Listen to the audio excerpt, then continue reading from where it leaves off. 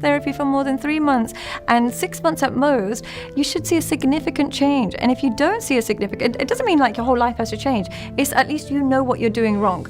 And then you can make the decision to stay or leave in that relationship. But if you've been doing it for 8 years, 10 years, and you've gone through terrible relationships in that time, all of these things, then essentially your therapist hasn't understood what the problem is and hasn't told you the problem. And you are just paying her to be your friend. You need a therapist that firstly understands modern dating, really, really understands the modern dynamics of what's going on. So she's not going to just sit there and give you a bunch of love languages and attachment styles. She's going to tell you, look, I think that if she's going Miami on weekends with her friends, chances are she's not really ready for a commitment. But what traditional therapists will say is maybe she's an avoidant, she just needs a bit of space. They overcomplicate what are essentially facts.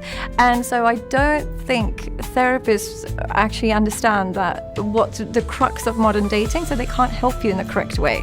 And essentially people just use it to make themselves feel better, but it doesn't actually make them a better person. And how you can measure whether you've got a good therapist or not is the quality of your relationships. If you are still in toxic relationships, there's still toxicity, it's still bad.